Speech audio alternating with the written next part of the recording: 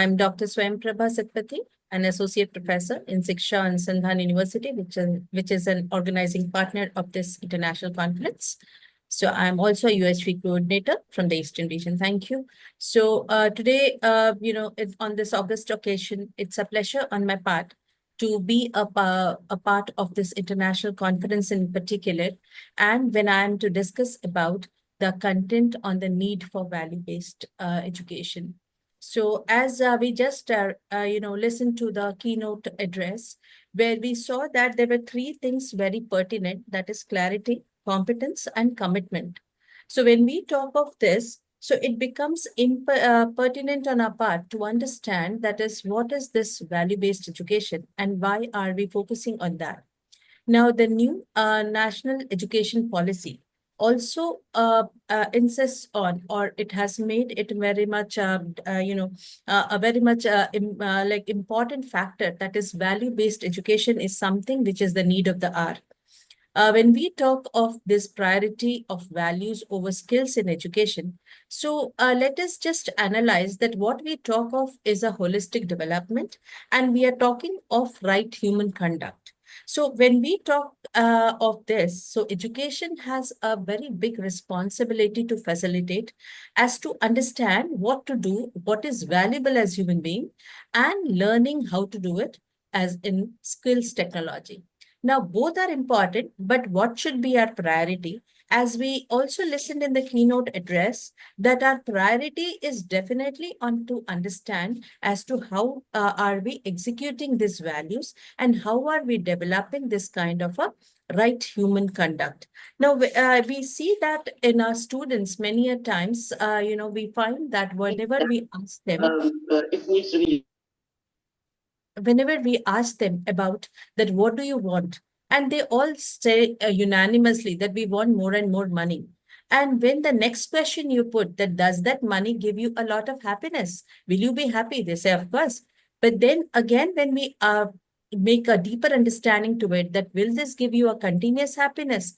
So we see that they are quiet.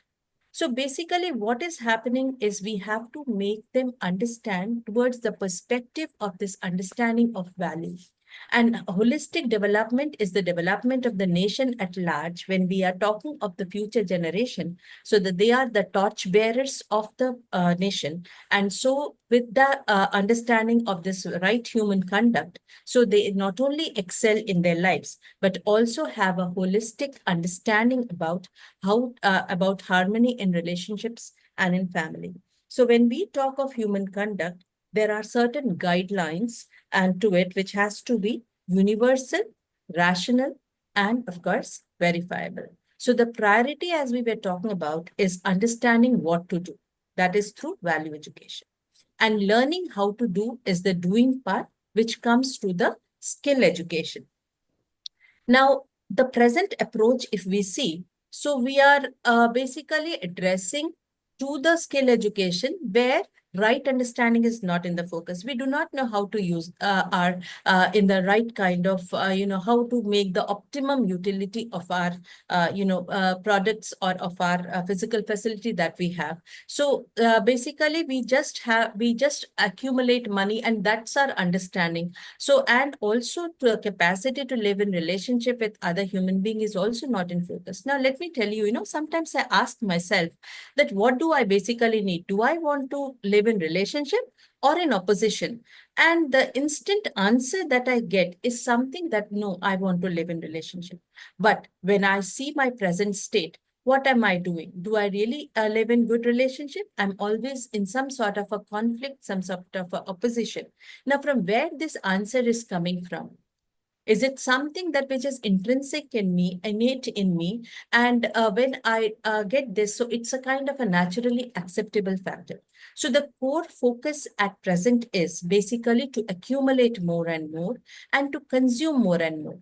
But what are we leading to is not from a problem-centric approach, but we are trying to go towards the solution-centric approach. And definitely when we go to the solution-centric approach, we'll develop this capacity to identify the need of the physical facility and the right understanding about the correct use of physical facility and how much to produce and the right optimum use of the production.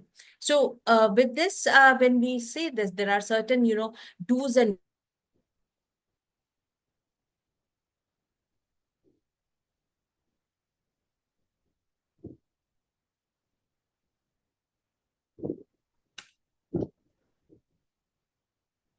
I think Dr. Swamprabha has lost her connection. Ji ji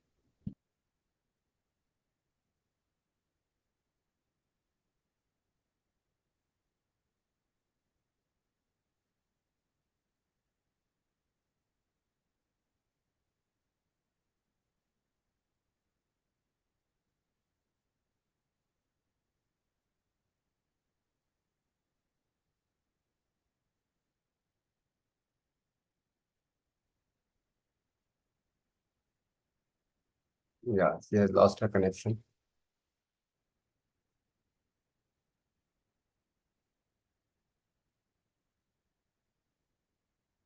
So, okay, I think from here, maybe Dr. Nidhi can take up.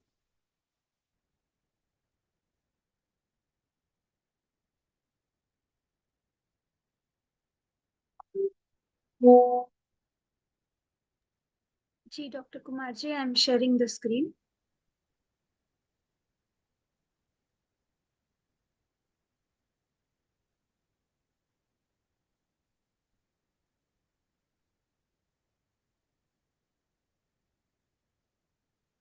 And all of us are supposed to keep our videos on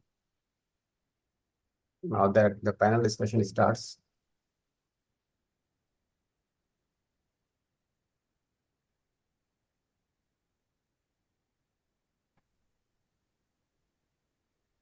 I'm sorry for the same. Actually, there's a lot of thunder shower out here. So that is why I just lost the connection. So is my slide still visible? No, Didi.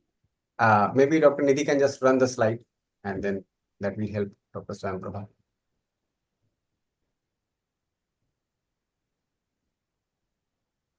Is that okay, Swamprabha ji? Yes. So we can go to the next slide, please.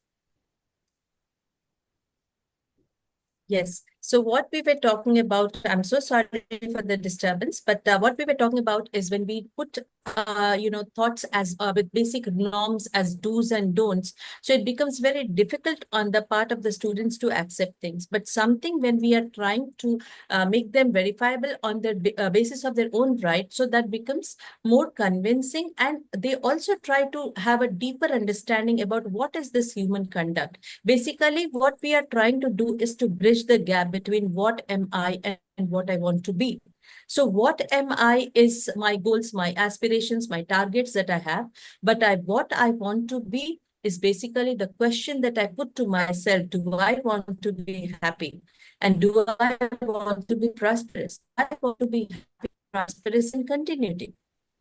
So this are certain guidelines which is focused for this value education, which is universal and which is applicable to all human beings and true at all times.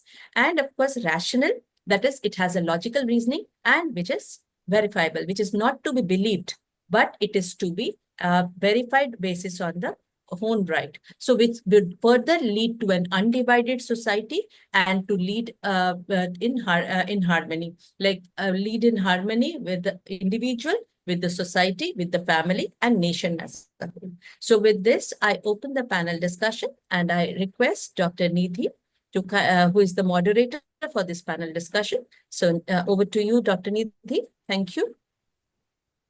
Yeah, so you have to introduce Dr. Nidhi by flipping one slide. Please go to the next slide here. Okay. So may I take this opportunity to introduce Dr. Ms. Nidhi Sachdev, who is a Master of Computer Science Engineering from Savitri Bhai Phule Pune University. And she's also faculty at Shivaji Rao S. Jondale College of Engineering, Billy, Maharashtra, and she's involved with UHV related activities since July 2020. So, welcome to Dr. Nidhi. So, over to you, Dr. Nidhi. Thank you. Thank you so much, Dr. Swamprabha, for helping us see the need for value education. With your session, we could see that this priority on what to do is more important as an individual for me to go ahead with. And for that, value education part is playing a role. And now I invite all of our panelists for having a discussion on this. And with that, my first question is for Dr. Wait, wait.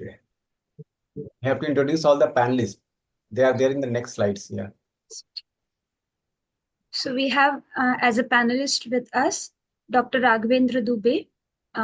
He has completed his PhD from Pharmaceutical Sciences and he's head of Institute IPS SAGE University in Indore.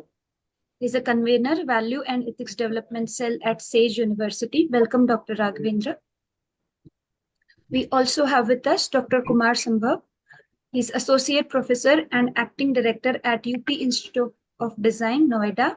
He has completed his PhD from IIT Kanpur in Mechanical Engineering and has been actively involved with value education pro bono since 2001. Welcome, Dr. Kumarji. We also have with us Dr. Amipara Manilal. He is a retired principal from an engineering college of GTU and he is associated with UHV from last 4 years. Dr. Amipara. We also have with us Dr. Prashant B. Dagavneji. He's Professor and Dean of Infrastructure Department, Dean Infrastructure, Department of Civil Engineering, Government COE Nagpur, and he's a UHV volunteer with his family members and has completed his UHV 3 course at IIT Kanpur. Welcome, Dr. Prashantji.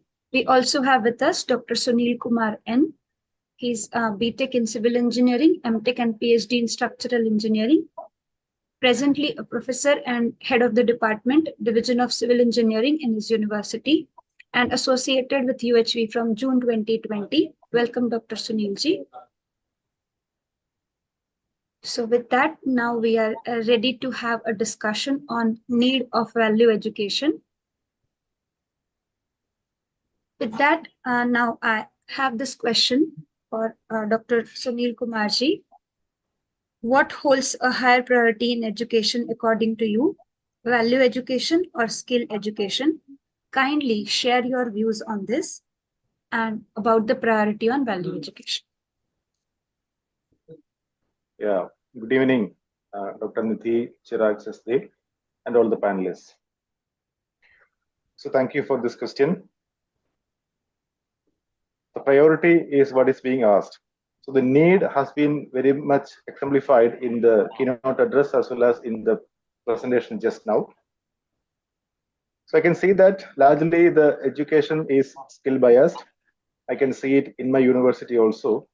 When we offer a lot of programs in engineering, technology, law, sciences, other streams like language, biotechnology, etc.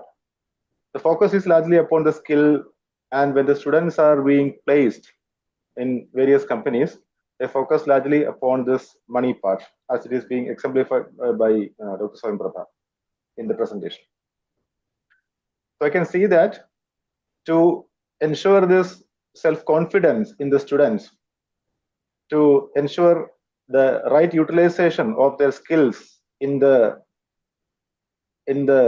professional practice wherever they are, there is a need for this value education. So the value guidance is very much essential in offering this skill guidance, or rather value guidance in the skill education. That is one part. And also to the personal development of the students, I think this value guidance, value education is very important. For the students to see the relationship with other students and other members in their organization, this value education is very much essential. And for them to lead a teamwork in their institution, this is very essential. So I think the priority, as far as I am concerned, is for value education. than skill education. But of course, we have to inculcate both in the curriculum, and the value guidance in skill is what I prefer. Okay, that's all from myself for the time being. Over to you. Thank you so much, Dr. Sunilji, for helping us see that looking at current situation, we have to start with value, and with that, value-based education is what you are preferring. With that, now I have this next question for Dr. Raghavendraji. We are talking about teaching of human values. Can you give some suggestions regarding making the course explorative? And if you have conducted the course at your end, can you share some experience Let from me your... intervene. Now, this is a mistake taking place. See, you have to ask the same question to more than one panelist. It's not that one panelist will be addressed only one question. Ji bhaiya, sorry. Looking at the time, I thought 5 questions. No, we have to go for 40 minutes with the discussion. So I'll go with 2 panelists for each question. No need to declare this. That's why you rehearse so much. Okay, anyway, please proceed. Thank you. So I have this question for Dr. Raghavendraji. What is your take on this? What holds a higher priority in education according to you? Value education or skill education? Yeah, thank you, ma'am, and greetings to all the panelists. I think I do also agree with the Dr. Sunil Kumar.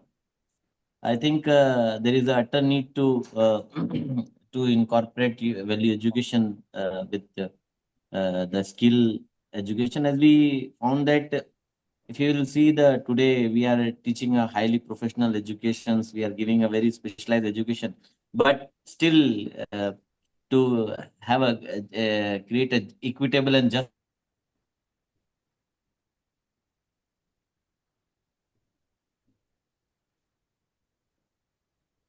Yeah.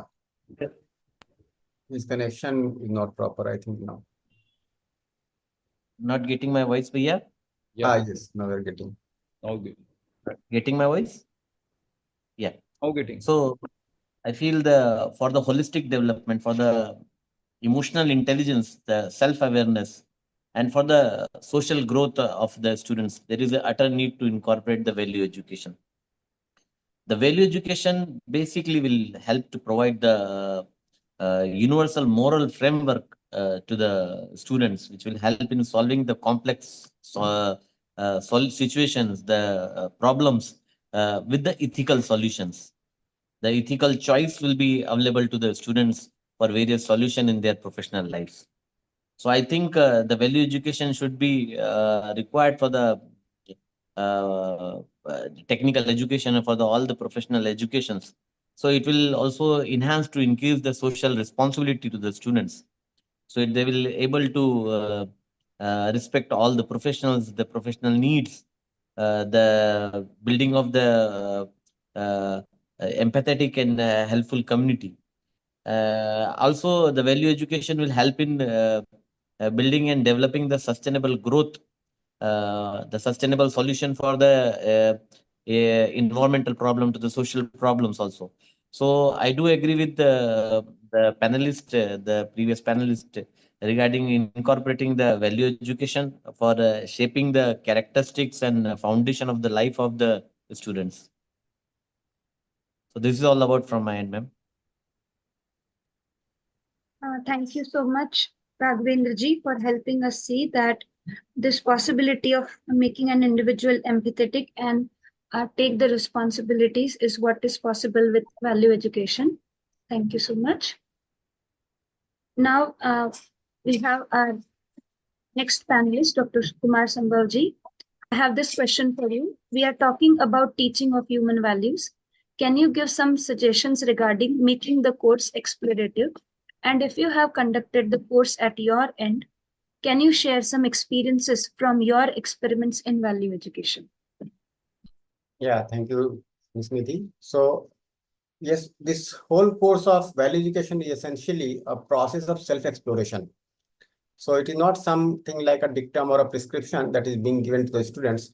So the whole course has to go as a proposal, and the faculty or the person who is taking the content forward has to initiate the dialogue within the participant or the student in such a way that the student is able to address these two realities within the self, what I am and what I really want to be. Now for that, so if the proposal comes to the student and the student is able to refer to one's natural acceptance, one's innateness, and then verify on the base of natural acceptance, and then also validate in one's living, then the course becomes very effective. Because within me, I'm able to see that, yes, it comes naturally to me. And when I go to live accordingly, and it ensures mutual fulfillment in my relations, either with the human being or the rest of nature, it becomes a part of my understanding. To enable this self-exploration, the faculty has to ensure that the whole class is conducted in such a way that the dialogue gets enriched day by day. In place of just trying to cover the syllabus, the faculty has to try to take the content gradually in such a way that the process of exploration gets gradually developing more and more. Now, if you look at it, then few suggestions that would be required would be, for example, to validate the proposals, one can take projects which help the person to look into the reality through one's own experience. And essentially, it's not only a course that is going to be taught in the classroom. If the faculty can invite the students and also have a dialogue so that the students are able to share their present state of living and see how the course relates to their living, then it can be more explorative and more live to the students. So these are few suggestions from my side. Thank you very much, Dr. Kumarji, for helping us see that with natural acceptance, verification and validation at an individual level is possible. And also with the help of projects which are related to our own living can help us to go ahead with this part. Okay. So now I would like to ask Dr. Ami Paraji, what is your take on this? Have you been able to conduct the course? And if you have any suggestions or experiments which you have been taking for conducting this course, then kindly share. Yeah, thank you, Dr. Nidhi, and greetings to the all panelists. I believe very strongly that to percolate the value education to whole society, it should be first of all taught in a regional language. And a teacher has to become a role model. I have experimented this after getting my UHV course, and I got a very encouraging result. What is required is one has to be with students, has to live or reach at the level of the students. So what I mean is in terms of complementarity, if you think, then we know the student has a very, very small complementarity, very, very small competence. So to encourage and to enhance their competency, we need to be in touch with students continuously and encourage them to improve. And I could experiment these things to a different students, and I have seen in my experience that even those students which are almost in a lowest stage, they could enhance themselves and come up and has become a very good engineers. So my experience with this is that we should be clear, we should have a clarity, we should have a clarity of the problem. And with the clarity of problem, if we work with the students, then we can definitely improve their skill and their value. And in nutshell, value-based skill education, we need to implement. Thank you. Thank you, Dr. Amit Paraji, for bringing out this important point of having the content in regional language. And also, when a faculty member is going to facilitate the subject with their clarity, they can help the students to explore. Thank you for sharing these two important things. Ji. So now, with that, I would like to invite Dr. Prashant Daigawani for the next question. Should we start value education from higher education, or should we fulfill these requirements from childhood and focus on skills in the technical education? Kindly share your view on this. Well, thank you, Dr. Nidhi, for giving me the nice question regarding the education, whether it is given or started at the primary education or at the higher education. So, in my view, as we have seen from the earlier speakers also and from the keynotes also, the present need for the education is that instead of giving how to do, we have to think for what to do. And if this what to do is to be started at the primary education, and as we have seen right now at the in India, MP government has started it from the 9th class, and let us see the result. So in my view, it is seen that if the value-based education, I can say training, or means what is valuable or what is required for the human being, if it is started at the lower level itself, so since the slate is very clear, that student's slate is very clear, he will acquire that knowledge early in the studies, and but simultaneously it is to be incorporated in the slowly he will be learning when he comes to the secondary education, and finally when he comes to the higher education, there he will have the blend of both. So by that time he will have the knowledge of this value education or value-based education, and at the higher education level he will be having the skills and technology. So in my view, how to do also will be sufficed, but it will be at the final level or the higher education level. But at the primary education level, right from the beginning, if we or as AICT or UHV is doing, UHV Foundation is doing efforts through these conferences like this, so through these conferences the message is going to all the country and other also internationally. The skill education is important, no doubt, but priority to be given to the value education, and that it can be started right from the primary education also, so that the student can be benefited with both. Earlier in the primary education, he will learn the values, so whatever be the values given, and slowly as you go up and up, he will learn the skills also, and then only there will be development of the human society. So this is my view. Thank you giving me the chance. Thank you, Dr. Prashantji, for letting us see this possibility that we can start in the primary education and it can be helpful as the individual growth. Now, I would request Dr. Kumarji to add his views about this point. Yeah, what Dr. Prashant says has a meaning that yes, if the value inputs are given right from the childhood, then the child is able to develop better and faster. That is for sure, and all of us can see this. At the same time, we can also see the challenges of introducing the value education at primary or secondary level, because the number of students is large, the number of teachers is also large, and we need a lot many teachers to take this course effectively in primary or secondary level. For example, in India itself, I think there would be crores of students who are entering into primary education. And if you take the ratio even at 20:1, so you have to develop, right, at least 5 lakh teachers, right, for 1 crore students.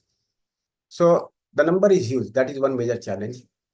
Second thing is like, how do we get the parents who are interested in sending their children for value education?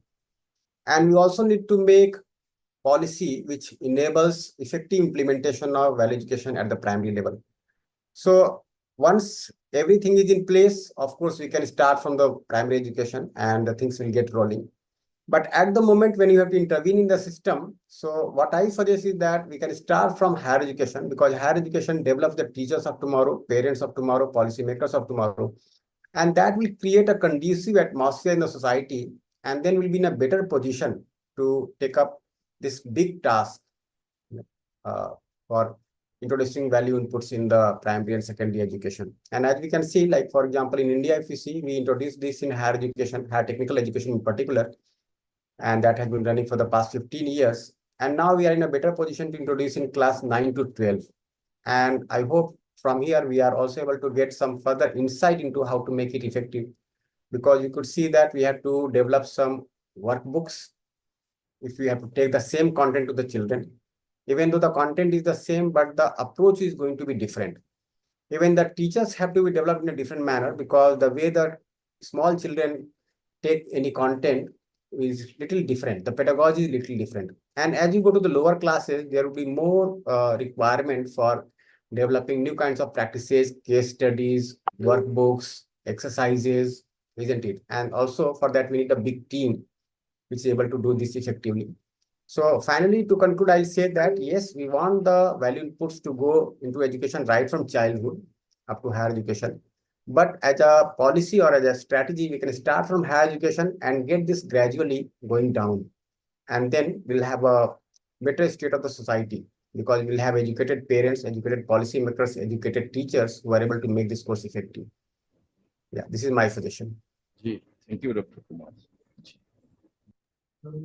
Thank you so much, Dr. Kumarji, for helping us this strategy part.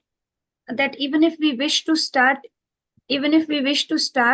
it at a very early stage for the child, but looking at our current state, we can start from higher education and gradually we can go till lower classes too. Thank you so much. With that, now I would like to invite Dr. Sunil ji for this part of the question.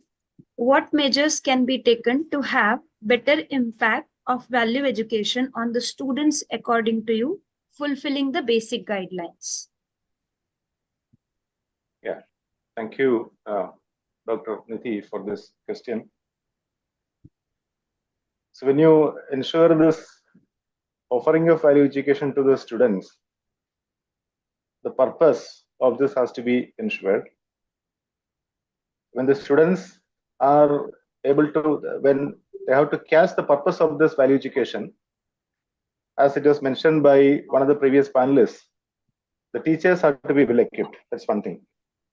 So when we want this impact to be on the students, the teacher is to be well equipped. The teacher is to understand the values, and teacher has to live by the values. That is one thing which I can see. And more than that, when the connectivity we make with the through this value education, if we make the connectivity with the living part of the students, what the students are following right now, what the students are pursuing right now for after this technical education, then the importance of value can be imbibed in them. For example, suppose they are largely focused upon the skill part, largely focused upon the money part, which they are going to get after the this placement. Then when we help them to see the importance of being related to other human beings in the institution, in the professional practice time, and also to see what is teamwork. So this can be ensured through this value education. So the impact part, we can make it sure or make it happen through certain parameters. Like I mentioned in the previous sharing, so we can bring in the experience sharing by the teacher. We can bring in the student to share how they see the values to be inculcated in the skill part by themselves. There are many kind of measures which we can ensure, through which we can ensure the impact of this value education in the students. That's my take upon this. Thank you.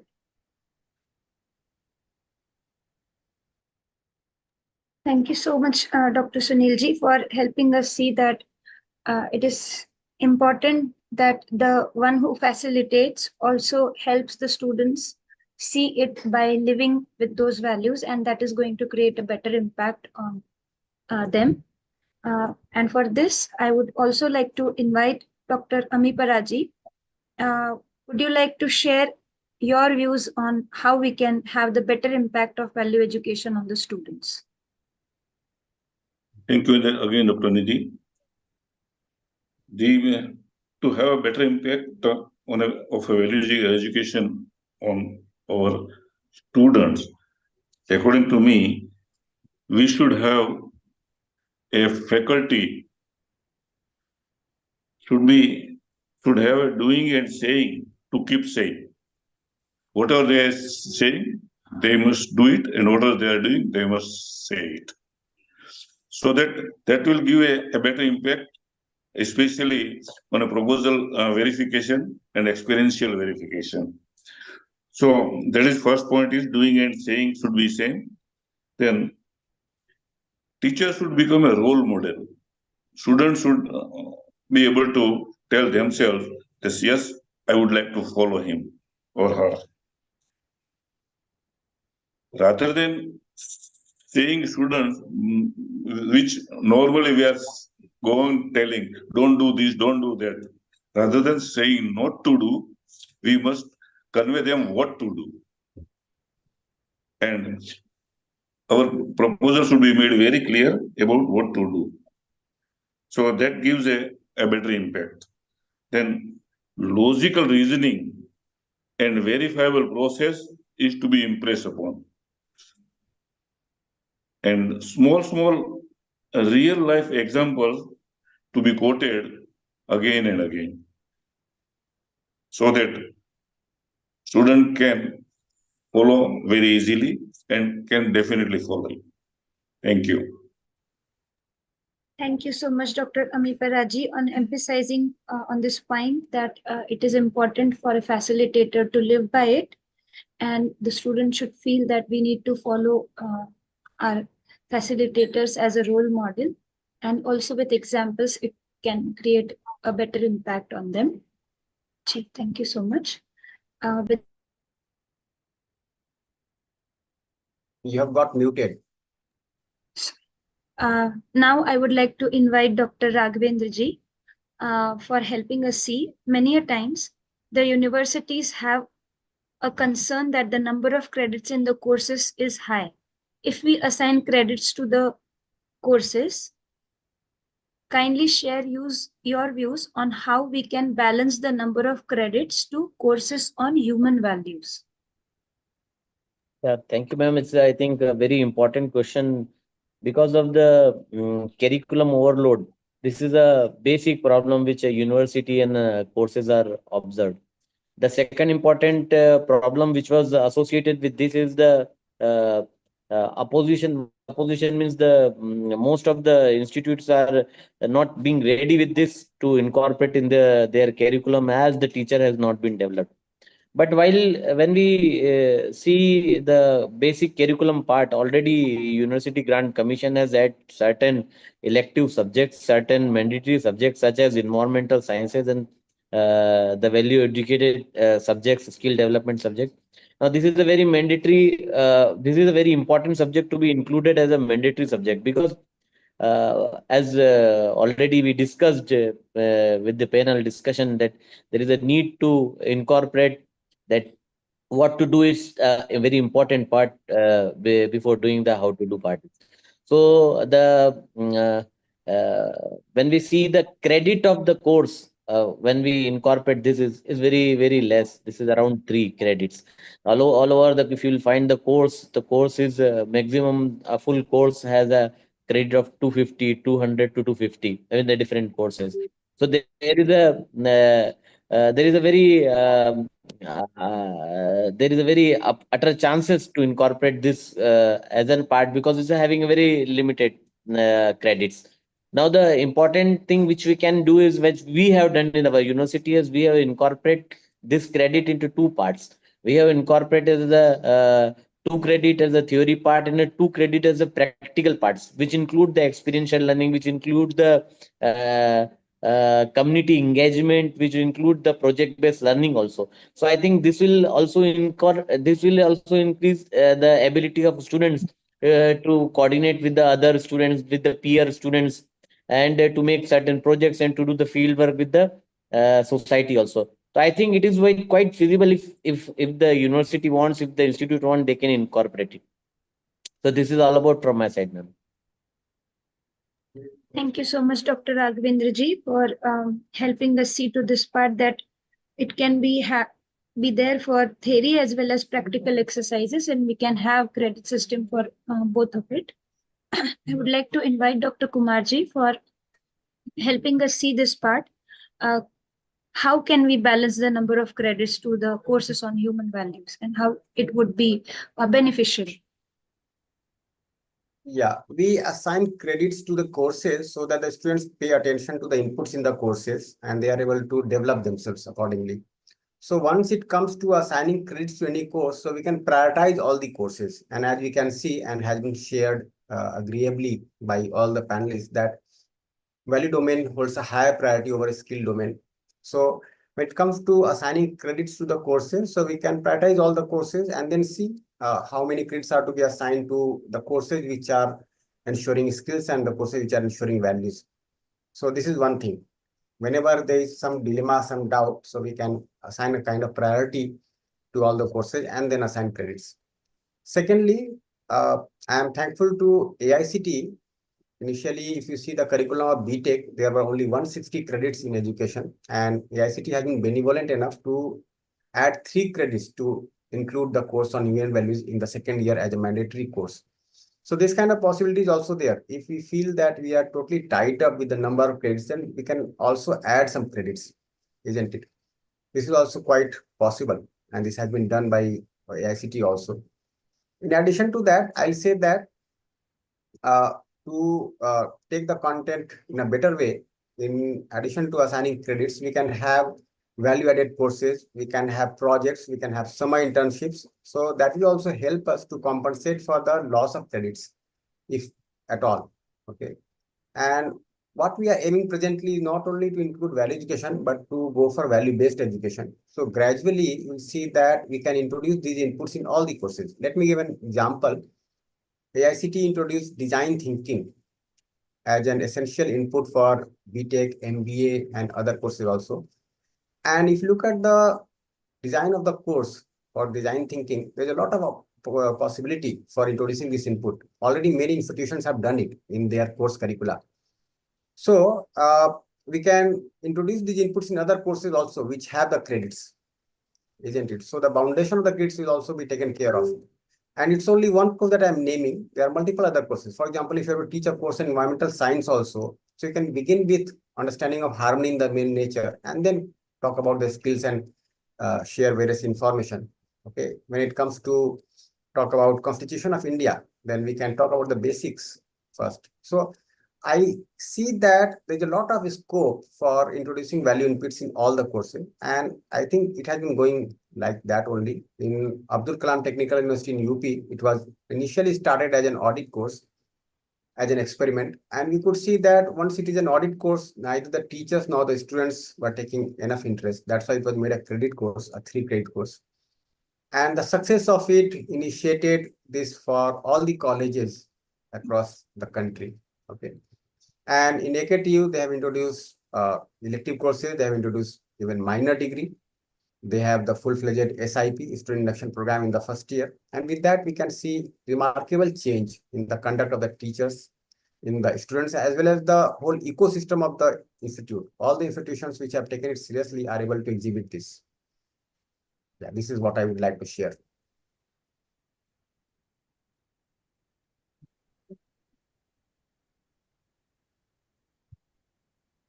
Thank you so much, Dr. Kumarji, for helping us see that assigning a priority is what is important, and that is what we have been discussing now. That if we see that value education is important, then we need to assign credits, and there is a scope by AICT for it to begin with, and that can be followed all over. And the other important point which you brought out was we are starting with value education, but then when we see the possibility to have it as a value-based education, then the courses themselves should include the content in such a way that we are also including input from value education, and that balance we are able to have. So with that, I would like to thank all of our panelists for being uh, there with us to have this fruitful and engaging discussion over need of value education. Yeah, Ms. Nidhi, I think you can invite questions from the delegates. Now I would like to request our delegates, if you would have any question for any of our panelists, then you can pose it. Kindly raise your hand.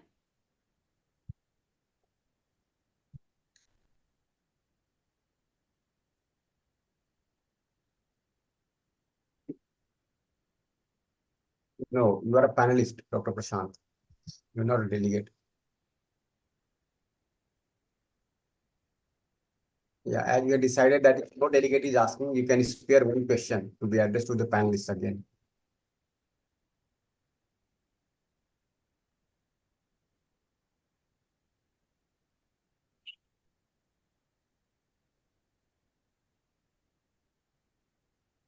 So we are putting a question for panelists now.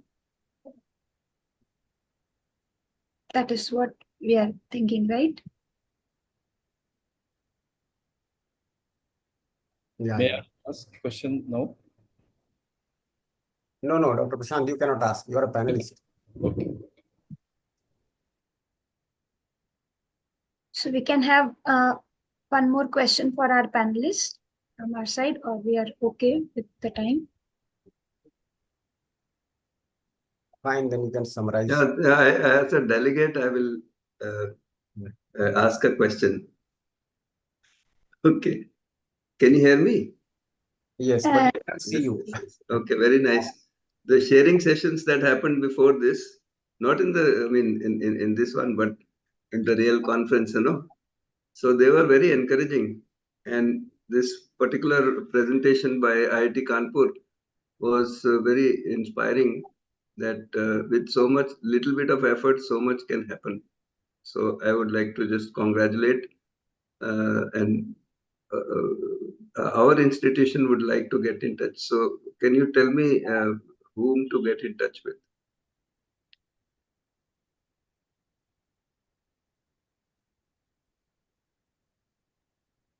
Dr. Kumarji, would you address the question? Okay, so let me share that the UHV Foundation, which is a team of UHV volunteers, and you can always get in touch with us. We'll be happy to share all the material that we have, the programs that we are trying to chalk out, and also whatever help and guidance you require, we will be more than happy to share it with you. So Secondly, how much will it cost doing this, all this? zero cost. So it is all pro Oh, bono. really? That's wonderful. So let me just share that How all. how do you guys do this without cost? And you are also doing that, yes. So